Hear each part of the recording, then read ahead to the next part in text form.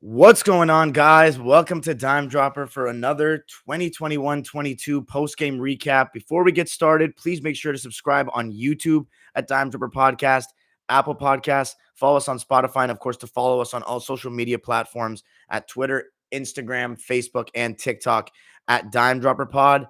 Retweet, if you're on Twitter, retweet my tweet that I just posted about the link to this live so more people can see it. Remember to keep commenting on all the videos to keep that algorithm up. My latest vlog, if you didn't go check it out, go check it out. Most views we've had since before I went for my graduation when I had that video when I was concerned about the Clippers 1-4 start. So back in the 500 category, let's slowly build it up back to that 1,000. Do what we can. Click on the videos fast. Like them up, comment, so we can get back in favor of the algorithms and grow this party. Shout out to everybody that was there in the Twitter space today. Remember, if you guys aren't on Twitter, you definitely should follow me on there. I post a lot of stuff on there. I'm on there the most out of all the social media apps. And I just gained 15 followers today just from a space. So get on that space. I can hear from you guys every Wednesdays, 11 a.m. Pacific time, 2 p.m. Eastern time. Tonight, we have a perfect scenario where we talking both Lakers and Clippers. I will say this, though, to you guys. I didn't see the first half of either game, so my analysis is going to be a little bit limited tonight. But the thing is, I watch these teams night in, night out. I saw the way the games ended, so I can tell you what I saw, and then you can add in your context if you want it. But regardless, I'd like to say that I know these teams inside out for the most part. The Clippers with a win over the Celtics. Shout out to my Minutemen, my boys back at in the East Coast. That's a sweep this season, gentlemen. You guys got to get your act together. We're going to talk about them in a little bit. But the Lakers also dropping to the Memphis Grizzlies tonight, and in a very poor fashion when they were leading by double digits. They had a lead going into the fourth quarter, and we're going to be talking about that. But let's start with the Clips. I didn't get to see the first half. I actually turned the game on mid-second quarter, so I'd say this, it was basically a neck-to-neck game, a low-scoring game, which we knew we weren't going to score many points given everybody that's out. Paul George, Reggie Jackson, who are our two leading scorers, Nico Batum, Isaiah Hartenstein. We're playing a guy like Xavier Moon, 11 minutes. Keon Johnson, 8 minutes of burn. So we got guys that are young guys playing. And then Brandon Boston, that's the thing that we heard today. He got checked into health and safety protocols. So that was a tough blow tonight, considering that we needed some points. And we struggled to get some. But thankfully, the Celtics, Ennis, Cantor, Freedom. So they were shorthanded. They were playing two guys that I had never heard of before.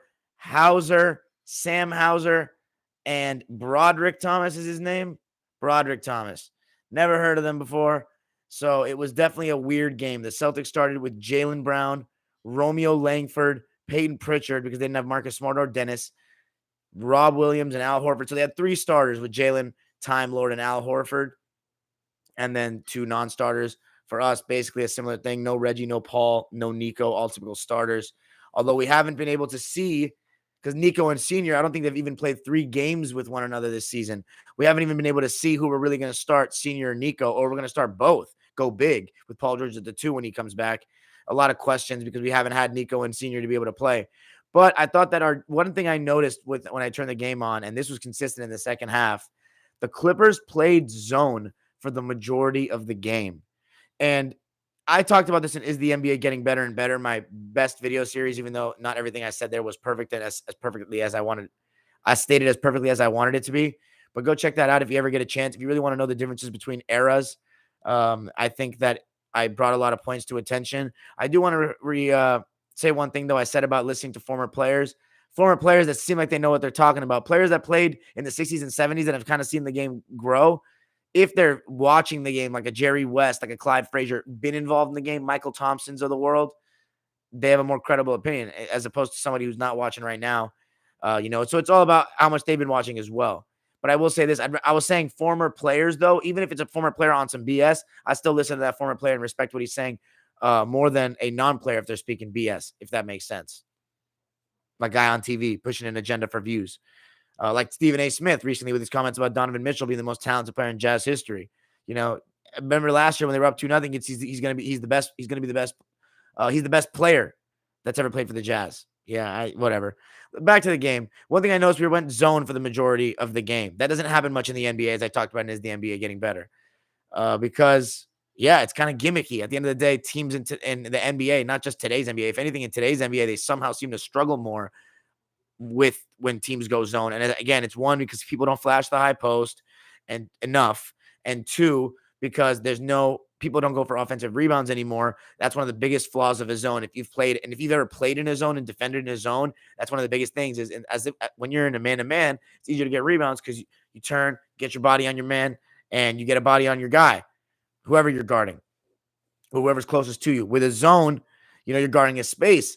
Guys can sneak in. It's harder to get bodies on guys. So it's hard to, that's another way teams used to kill zones, offensive rebounds. Nowadays, teams don't go for offensive rebounds. They prefer to get back in transition, leads to one and done opportunities. And that's what was happening for the Celtics.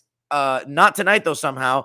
They got 21 offensive rebounds because they got open threes all game in the zone that we were playing. But the thing about the Celtics that we've talked about, and last year they were a dime dropper team, and we talked about it briefly in one of my early videos when I first made this channel, if you go check, why the Celtics lost game 1 against the Heat in the bubble.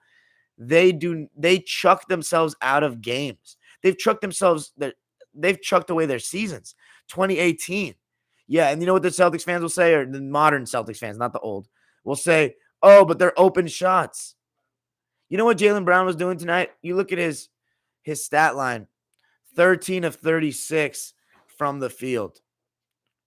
I really don't think that that's a terrible thing, because Jaylen Brown, oftentimes when Tatum plays, doesn't get to close games when he should.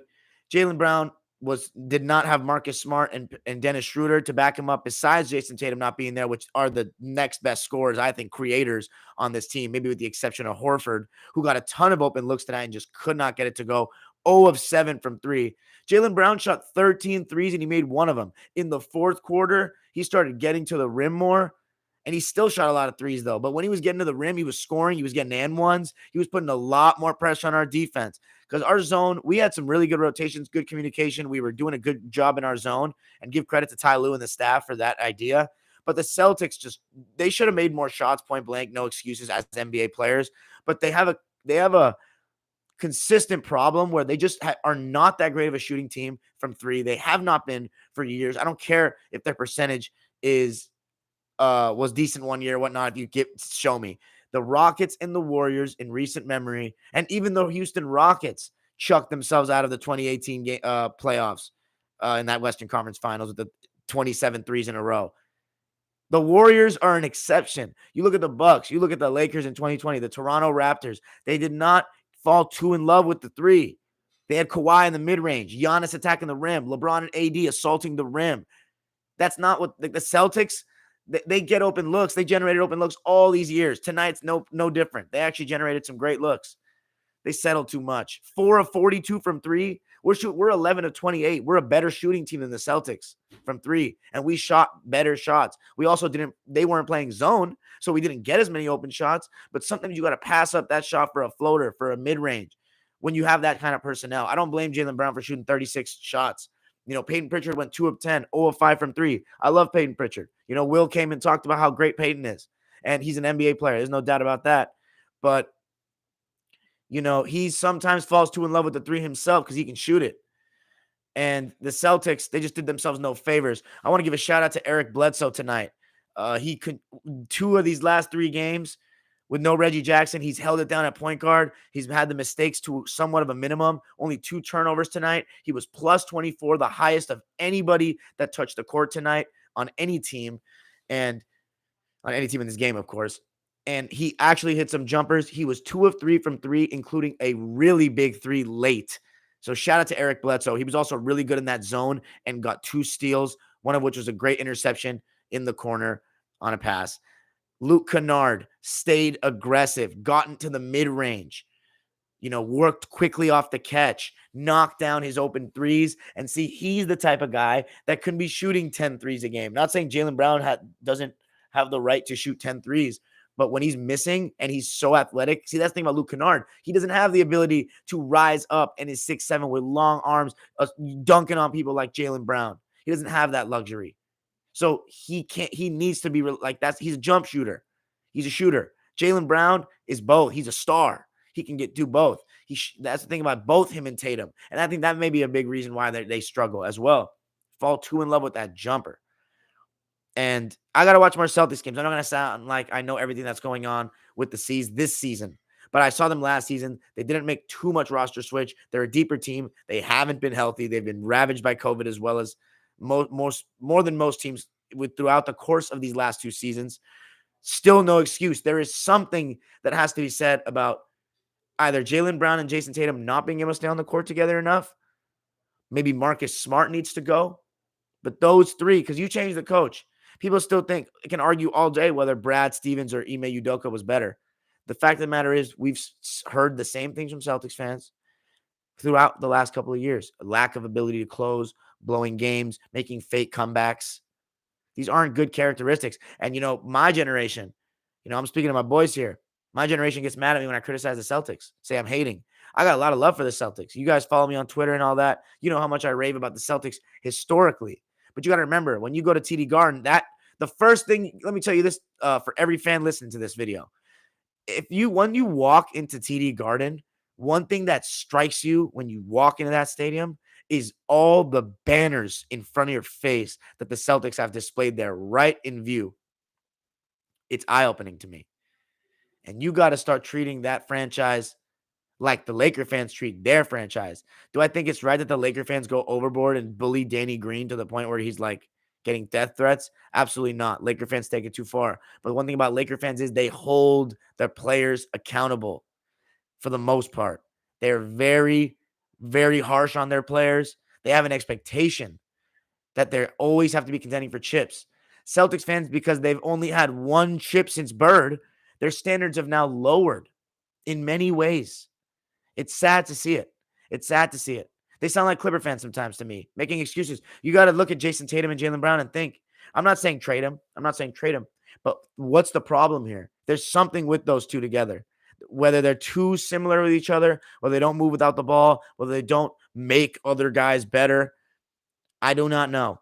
I do not know because I did watch them last season. There was a lot of injuries and all that stuff. But we'll see. There's a long season ahead. The Celtics can still get right. They just got to get their team together. They got to get Jaylen Brown and Jason Tatum to play with one another. These two are too young to be missing this many games. COVID is COVID. But other than that, man, they need to stay healthy. They're young. I know Jaylen, does he have knee arthritis still? Like, what's going on with that? Is that something that never goes away? Anyways, huge win for the Clippers. Marcus Morris Sr. By the way, I hope I mentioned Luke Kennard, 5 of 10 from 3, efficient. Marcus Morris Sr., we were going to win the post. I just like the way we're moving the ball, attacking, not just settling for threes like the Celtics. Sr. did an amazing job against his former team. He was aggressive.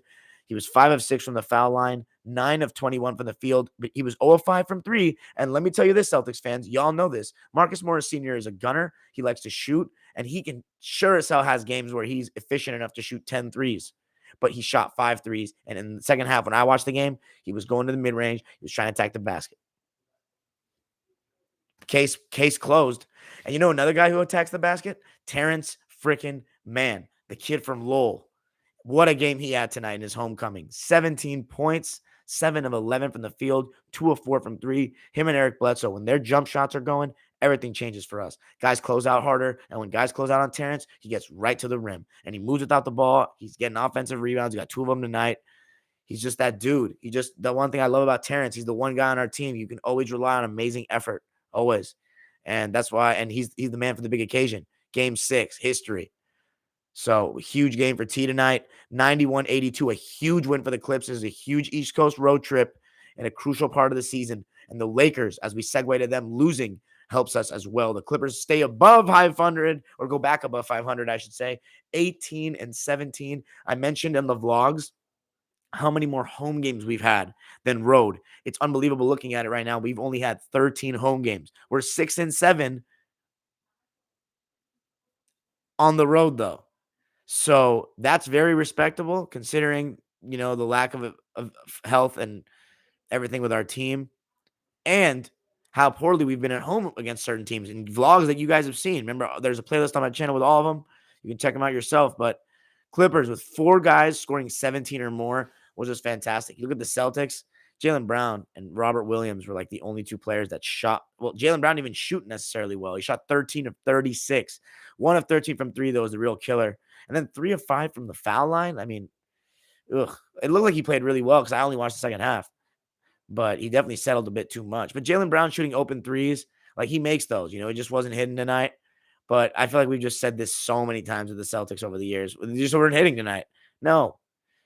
Anyways, Time Lord, 16 points, 14 rebounds, 8 of 10 from the field, but he didn't shoot one free throw. Neither did Peyton Pritchard.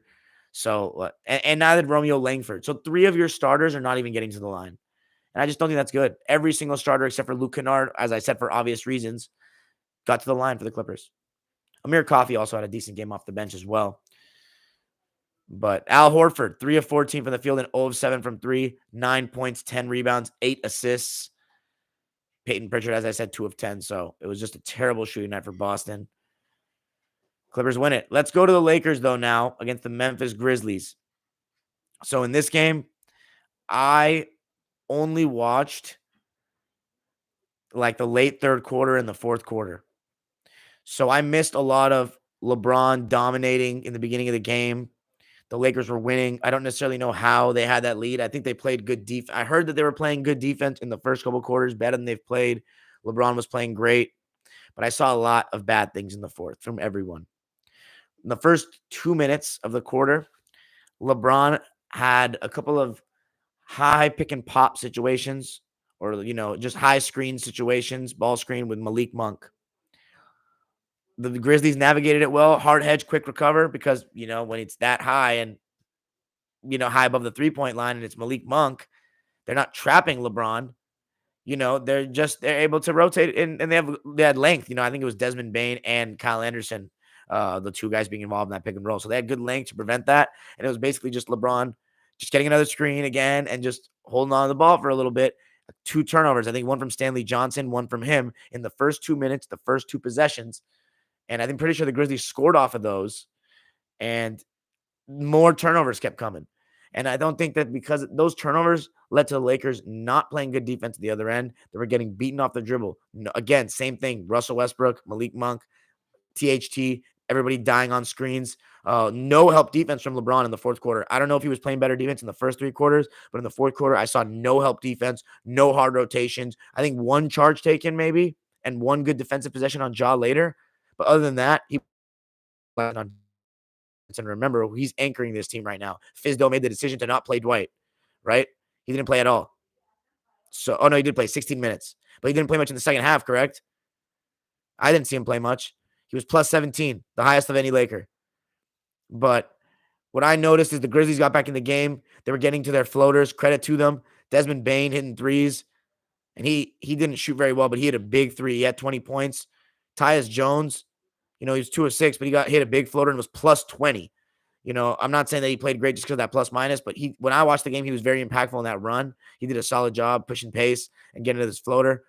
And Ja Morant, when he came back in, was just doing his thing, hitting threes. He had one like very similarly to the games he's had against the Clippers this season. He was hitting his threes. And when Ja's hitting his threes, he's just unstoppable in that pick and roll. 13 of 27 from the field, 6 of 7 from 3, 41 points, 10 rebounds. What a night for Ja. 2 steals, 2 blocks, and the momentum started to change. And here's the thing with the Lakers. They scored 16 points in the fourth quarter. LeBron James was having a great night. He had a historically good night for himself, shooting from deep, right? 8 of 14 from 3, 13 of 25 from the field. And the game's getting close and it's winding down. And he looked tired, man. He still wants those screens. He's not trying to get to the rim. Okay, he got to the rim one time and passed to a cutting Westbrook. I thought the Lakers were going to win the game there. When Westbrook cut to the rim, LeBron hit him with a layup. And look, THT was poor again tonight. He came off the bench. He was all right. 4 points, 5 rebounds, 2 of 7. He's just very lost right now. He's struggling to fit in with this squad, and that's because of Westbrook and LeBron. It's not fully his fault. I mean, yes, he can be kind of one-dimensional. He needs the ball. You can say that too. It's just a mix of all 3 of them. But he's not being able to develop normally with this team. And that sucks because his confidence is waning by the second, and everyone thinks he's bad, which he really isn't. He could go to another team that's not very good and do his thing. A person that I also don't think was good enough as well is Melo. Was Melo tonight? I think he's obviously, as we know, has been a lot better at Staples Center. but he was not hitting. And when Melo's not hitting, we've talked about it many times, and this is the thing with him, he's not going to be a huge presence on defense at all. He was getting attacked on a lot of those pick and rolls by the Grizz. He was 2-11, 1 of 8 from 3, 5 points, minus 15. He didn't play defense. He was one of those guys getting blown by. Weak rotations, just nothing in the fourth quarter. And, I'm not saying the Lakers defense was terrible in the fourth, but it was 16-26. They lost the fourth, and they were up by 5 going into the fourth. So that's ridiculous. You have the 2 stars. The Lakers had 18 turnovers, 5 of them from LeBron, 5 of them from Westbrook. That's not how you win basketball games. And also, in the last couple of minutes, as I said, why isn't LeBron being that aggressive shooting the ball? If you're tired, okay, shoot threes. He made one to make it 97-100, and they only shot one other 3 after that. Dude, if any night is the night you should chuck, it's tonight. Who cares that he shot 52%? He shot 25 times. Jaylen Brown shot 36 times. And you can say, oh, well, that's why they probably lost, because he shot 36 times. No. This is LeBron James. He's having a good shooting night.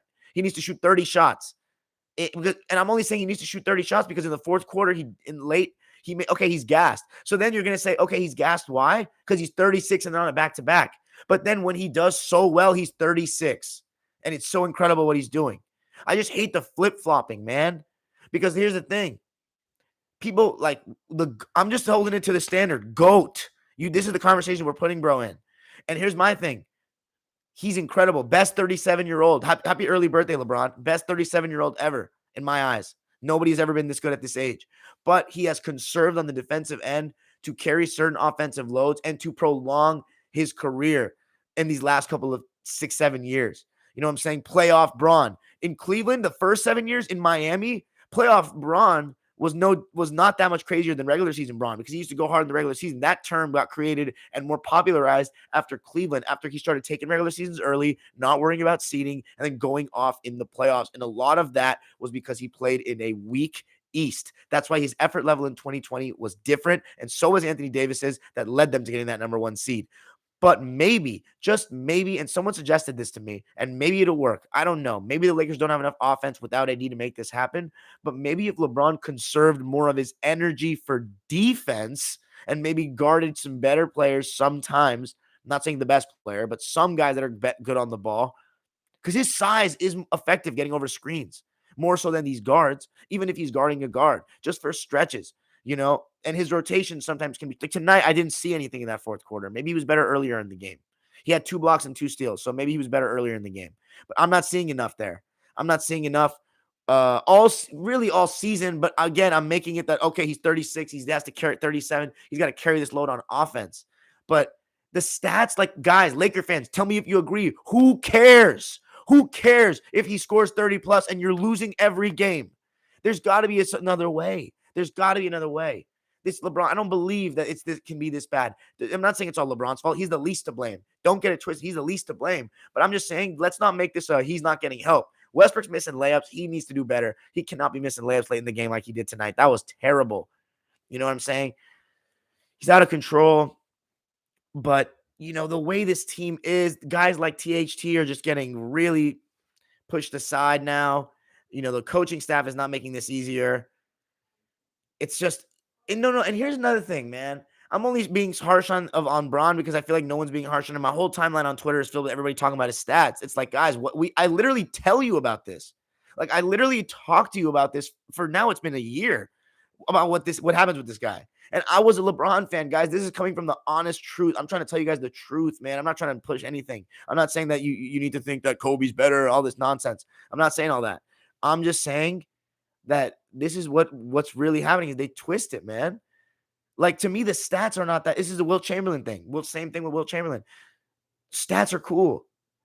If you need to do a little less offensively to do a little bit more on defense, because here's the thing. If the Lakers get more stops, that's going to lead to more fast break opportunities for them. Less half-court bullshit with Russ and THT and LeBron. It changes everything to me. And I feel like the Lakers' best stretches of all season is when LeBron locks in on D. That's why you go back to the lives and look at the games the Lakers have won when I say LeBron is taking over. The only problem is, guys, a lot of these are against terrible teams. So I really just don't know. Lakers may need to make some moves. It's bad, guys. It's bad. Don't let the stats fool you. Everybody should be held accountable with this Laker ball club. Coaching staff to the players. No one's doing enough in my eyes. Yeah, LeBron is doing well enough for a 37-year-old. We're not talking about that. We're talking about LeBron James, who you people think is top 2 all time without a question and a shadow of a doubt. Not a lot of my subscribers are into that. Top 2 without a shadow of a doubt. We like to be more open-minded here on Dime Dropper and listen to everybody's opinion in every era that actually does their research, not little bots that listen to the media and just buy into the stuff hook, line, and sinker. But that's my spiel on that. So, yeah, get some buckets. Anyways, later, I'm sorry, not get some buckets, get some wins consistently. That's when it's really going to change. But hey, I appreciate everybody for showing up to the live. A little bit higher attendance tonight, me going live a little earlier. I was very critical on tonight's live of the Celtics and the Lakers. But hey, guess what? You got 34 reasons to not give a shit about these lives. Okay? Just go watch some old DVDs, sonnies. Good night, boys. Go now to the live subscribers waiting so patiently in the chat. Super chats are turned on if you want to drop $1 or a dime. It's raining, it's pouring in Los Angeles, ladies and gentlemen. How we doing tonight? Let's read these comments. Man, Pasha Man says we actually suck. LeBron can't close. Why does Oscar Rangel says copyright claim coming? Ja'Cory Marshall says every time we lose, I want to just give up on this Laker team, but in my heart, I can't. Andrew M says Clips win, Lakers lose, low views. Tonight's views are doing a little bit better. Juan Guerrero says Lakers are booty. I don't know if they're any salvaging this season. Showtime Nick says, I don't have much faith either. Alejandro says, happy birthday to LeBron James. In the East Coast, it is the 30th, so happy birthday to LeBron James. 37 years young. Best 37-year-old ever. Best player in year 19 ever. Who cares, though? And he's okay, that's a little harsh. Honestly, I should fire Vogel and hire. Why do you keep? Okay, Andrew, listen. Why do you keep saying Steve Clifford? What kind of resume does he have that Vogel doesn't? That's a little crazy. Ryan says, Celtics got to blow it up, man. Blow it up, meaning what? Don't tell me trade Tatum and Jalen. Raid Chowdhury says, how y'all feel about Russ? I guess that was directed to the chat. Andrew M says, the mighty Lakers and Celtics have fallen. Juan Guerrero says, I don't know, man. I knew Russ had some issues, but some of the stuff I'm seeing, missed layups and missed dunks, like, damn, bro. Hey, I feel you, Juan Guerrero. I don't know how you didn't know that, though. Lake Show, I agree. He says, Raid, he's not as big a problem as most think. Suleiman Ali says, dime. What's up, Suleiman Ali? Andrew M says, Dressbrook got to go. Gets 20 points on terrible efficiency, 10 rebounds while playing lazy-ass defense, sagging off his man, 10 assists on damn near 6 to turnover, and his terrible off ball. Lakeshore says, played well off ball in this game, Braun, and he nutted up in final stage of the game. Juan Guaido says, this contract is going to be tough to get rid of, though. Lakeshore says, not many teams trading for 44 mil. Exactly. Showtime Nick says, thank you about our standards when people say I hate on LeBron and he's not the problem at all. Showtime Nick, I see you. Showtime Nick's been having some banger tweets lately, getting bronzexuals in their fields. That shit's hilarious. Shout out to Showtime Nick. Andrew M says, what would be a good season for the Celtics? Second round? Yeah, I'd say if they make it past the playoff, win a playoff series, it would be optimism again. But it's just crazy how we've gone so in reverse with this team, with young players. Oh, Edward Vera says, Lakers lose, perfect night. What about the Clippers winning, you freaking toxic guy? Right? It says, thought we lost the game at the end of the third quarter when LeBron went out. Come on, man. You were up by 5 going into the fourth and LeBron came in. That's excuses to me. Oh, I feel you, though. I should have mentioned that. Melo at the 5. That was a bad lineup. But you guys were still up 5. Lakeshore says, yep, Melo at the 5. Too much as well. Then Russ and Bron, careless turnovers. Lakers definitely need Austin Reeves back. Andrew M, I agree with that. Juan Guaido says Melo has been terrible. You're saying all season? Because Melo's been pretty consistent all season in terms of, he's been good at home and not great on the road. Right? It says need a reason Reeves back to take some pressure off of Melo. I agree with that. Fue Boomer says you hit the nail. The only guy who gets extra credit for age, but no one praising CP3 for his age. Facts. I should have said that about Chris Paul. Lake Show says chase them stats. Only argument for GOAT, longevity, and stat. That's it. Feel you on that. Fue Boomer says LeBron has disregarded consistent defense ever since 2014 and has saved energy for offense for 7 years now. Yeah, I agree with that. I'll say 2020, though, he did step up that year. Not guarding great players, but like sharper rotations, communication. He was good. Very solid. Lakeshore says he was guarding Morant to start, especially on switch. Definitely dime. Wow. Lakeshore says, I don't give a shit personally. We care about winning chips. Showtime Nick says, thank you. Yes, who cares if he's putting up 30 a game if they're not winning? Andrew M says, LeBron putting up these stats are in similar ways to Wilt. Massive numbers doesn't impact winning basketball. Right? Says, I'm doing terrible, Darian. How are you? Terrible. What's going on, Raid? Personal, or just Lakers. Raid says, Darian, how do you feel bad for Russ? A little bit. Gabriel says, no, we don't need John Wall, RIP DMX. Gabriel says, I don't understand why Fizdale doesn't play Dwight more. I can understand why he didn't play him against Rockets because they're small, but Grizzlies are an excellent rebounding team, and he was plus 17 in 16 minutes. Yeah, beats me. I think he made good points there. Ja'Cory Marshall says, I honestly believe Westbrook always been overrated. Literally got into it with friend over Brown sexual. Feel you, man.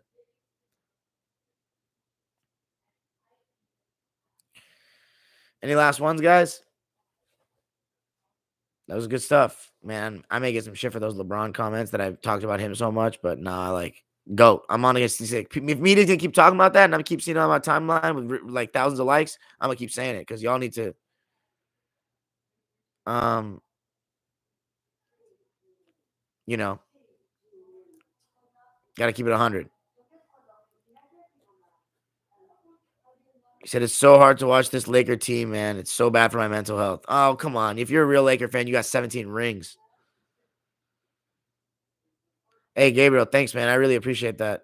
In 2014, was KD better than LeBron? I think in the regular season he was, but I still take LeBron overall. Even though they both got beaten by the Spurs, I still take LeBron because he had championship experience and had proven that he could be the best player on 2 championship teams. So I go with Bron. Would you rather have Russ or Reggie Jackson on the Clippers?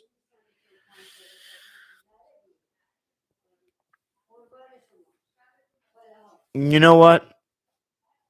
Okay, I'll say this. If we're trying to win a championship, I'd honestly rather have Reggie Jackson. If we're trying to, like this season, if we were just doing it, if I was saying, can we have him for this season without, if we didn't have Kawhi Leonard, I'd say I'd want Westbrook or Reggie.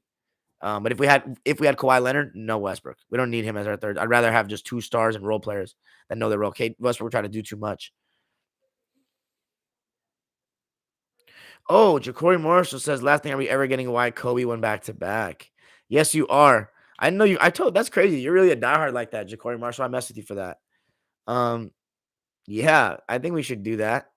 I may start. Hey, man, I don't know. I think right now I'm still watching the '08 run again. I don't know if I told you guys that. I'm watching the '08 with my friend with Oceans, the same guy. What's up, Gracie? With Oceans, we're watching every '08 Kobe game in the playoffs. We watched all the Western Conference right now. So good, guys. Like you don't even understand. Best playoff run by a non-winning player of my lifetime alongside 2018 Braun. But Kobe played better teams. Honestly, I think he was honestly maybe even better. How he was getting everybody involved. LeBron was so heliocentric. But yeah, Nugget series was like he destroyed them. Suleiman Ali, he destroyed them. But the thing is, I also watched the '08 Cavs Celtics series. LeBron. Ooh, ooh, ooh, ooh. We forgot about his first 4 games, didn't we? We did. We totally forgot about them first 4 games. Ray Allen too, right? It's just how good would Bob Rule have been if he never tore his Achilles? I think he could have been one of the best big men of the '70s. I mean, one of the best players of the '70s. He could have been great. Anybody that's averaging like 29 and 10 in any era is like legit, especially when they're that young. I'm good. So let me tell you this, Ja'Cory Marshall, the answer to your question, we're going to watch Spurs Hornets next. And then, but don't worry, on the timeline, when we get to 2008, that may take, I don't know, that could be a couple years, guys. I'm not going to lie. But 2008, Spurs Hornets, and then Pistons Celtics. Those are going to be the series we watch next. Then we're gonna rewatch the '08 finals to really dissect the difference because Kobe, guys, he was getting to the rim in these '08 first 3 rounds. Like he was. Not as much in the Nuggets series, but in the Jazz and the Spurs, he was getting to the rim against Bowen and like good defenders. So I gotta rewatch how the Celtics defended him. They definitely had more rim protection than any team they faced, though, the Celtics. Definitely. But we're gonna watch after we rewatched. So we have 3 series left for '08. Spurs, Hornets, Pistons, Celtics, and Lakers, Celtics again, '08 finals. And then we're going to watch '09 all Kobe. So it may take a little bit, Ja'Cory, but just know we're going to continue with the timeline. The video with Coach Steve on Youth Sports, that episode is going to be coming soon. I got to get to editing that, but the Time Machine one is coming very soon, within the next week probably. The Oscar Robertson's first game as a Buck and Pistol's first game. RIP DMX, what do you mean we don't need John Wall? Because he's not that good anymore. Point blank. He doesn't shoot well anymore. He doesn't get to the rim the same way he used to. He probably still thinks he's better than he is. And he's never been able to really improve that jump shot. And I don't know how good he is on defense. RIP DMX says, Bledsoe Reggie at the 1 is not getting it done. What makes you think John Wall is getting it done? Gabriel says, as LeBron fan, LeBron is not even close, like maybe half the impact he had back in 2015. I mean, in 2015, without Kyrie and Love, he swept the 60-win Hawks. Now he can't even win against 500 teams. My God. Andrew M says, first Cavs Bron or Lakers Bron? I like the Cavs Bron better, but late in the regular season, that Bron is better. But in the playoffs, you want this Bron with the jump shot, with the skill, with the poise, with the experience, with the even higher IQ. I'm not even going to say he always had a higher IQ, honestly. Just with more confidence, I should say. Phoenix plays. He says Jaylen Brown's the only starter in the NBA averaging more turnovers than assists. Jesus Christ.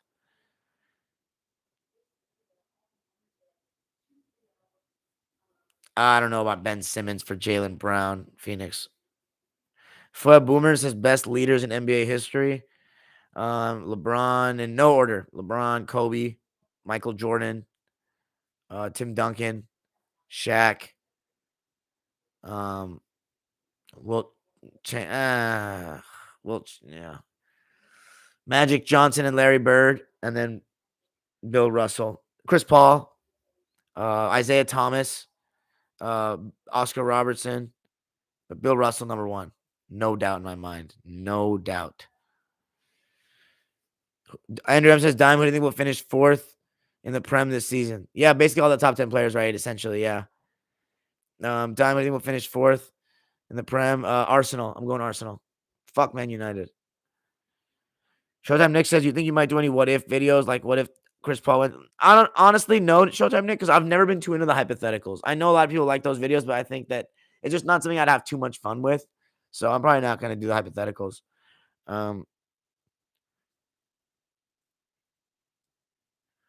RIP DMX says Wall averages 9 assists for his career. Dude, why do his career stats matter now? That's not the John Wall we're getting. Come on, man. Raid Chowdhury says, is Bill Russell a better leader than Jordan? Yes. I'll tell you why. Because Jordan bullies and berates people. Scottie Pippen, no Bill Russell teammate's going to go write a book and say the stuff Scottie Pippen's saying right now.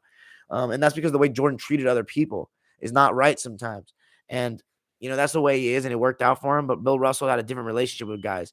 He wasn't a scorer. He wasn't a guy that said, give me the ball type. He didn't want to big dick you every practice. His goal was the team to win. He didn't care who was getting the most credit. He got the most credit because he had the biggest impact on the team, and he knew that. But he just respected everybody, and he wasn't the scorer. And it's easier to play with somebody like that. So that's why Bill Russell literally just didn't lose like that. So beginning to end. So Bill Russell. Phoenix says, people say that the Celtics would have won game 7 against the Lakers if Perkins was healthy. Is LeBron a better leader than Michael? No, not for me. Not for me. He's he wants to be everyone's friend. He does a fake unselfish thing sometimes. And I think he did a great job leading as a young leader in Cleveland. I think he was probably a better young leader than Michael was a young leader. But in their primes, winning championships, I'm taking Jordan every time. He's going to really, really get the most out of his guys on and off the court, any type of playing style. And because he plays within the system, and he tests, challenges you. And plus, one thing about Jordan is he leads by example on both ends of the floor consistently. And he does not show the body language and complaining attitude that LeBron does on oftentimes. So I don't think so. Tom Brady or Bill Russell, who's the best leader? To be honest, I don't know Tom Brady like that. It's hard to be a better leader than Bill Russell, though. I can tell you that right now. MJ has never quit, says Raid. Gabrielle says, I acknowledge that LeBron pretty much choked in the 2010 Eastern Conference semifinals versus the Celtics. But as a person that watched LeBron in 09, do you think he was at fault for losing in 09 despite amazing stats? Gabrielle, the real reason to that answer to that is I got to rewatch the series. Fue Boomer says LeBron is the most passive-aggressive leader of all time. He always takes subtle shot at his own teams. Suleiman Ali says, I think Magic game plan was to let LeBron eat to the detriment of the team. That's exactly what it was. Good knowledge. RIP DMX says, come on, Dime. He averaged 20 and 7 last season. 20 20 points on what efficiency and on a terrible team that lost every game. RIP DMX. Ray Chowdhury says, even though I don't blame LeBron for losing in 2018, NBA would have never folded after game one like that. TC says, Metu hit a game winner for the Kings. Wow, that's awesome. Good for Chimezi. Man, this Kobe tweet I made banged. Anyways, all right, gentlemen. I'm going to go get some din din. And thanks so much for joining me. Remember, Super Chat's turned on. Let's check out the schedule for tomorrow and see when the next time I'll be going live is. No live tomorrow. No good games in my eyes. Cleveland and Washington is decent, but we won't. Yeah. Philadelphia and Brooklyn, no. Milwaukee, Orlando, no chance. Golden State, Denver, no. And I'm not going to be going live on New Year's Eve, probably. Yeah, it's just no point. Clippers are playing the Raptors on New Year's. Man, there's some good games, though, on New Year's Eve. There's always, historically, I feel like there's always good games on New Year's Eve. Lakers and Blazers. Yeah, I don't know. I won't be doing that. Probably not. But knowing me, I'll probably be watching them. Especially because that's not before the festivities start. But I'll say the next most likely time I'm going live next will be on New Year's Day against Brooklyn, Clippers in Brooklyn. And then I'll definitely go live on Sunday after Lakers and Timberwolves for sure. But anyway, that's it for me tonight, guys. Okay, let's see. Oh, we got another couple questions. Fox, straight line drive, kick to the corner, bang. Andrew M says Michael Jordan's mental strength is out of this world. He would never give up and fold like so many players today. Right? Says thoughts on Ricky Rubio. Extremely sad. He was having a great season. Cavs are having a great season. It's really tough for the Cavs. Phoenix plays. He says Raptors are playing y'all on Saturday. I know that was the game. You're a Raptors fan? I hope we win. You doing anything for New Year's Eve time? I don't have any plans right now, Gabrielle. Yeah, I don't have any plans right now. My friends and I, I don't know what it is, man. It's tough to make plans sometimes with us, my group of friends here in LA, And I obviously have a bunch of friends over on the East Coast, but don't see them as much. Miss those guys as well. It is what it is, though, man. At least we got you guys, right? All right. Peace out, y'all.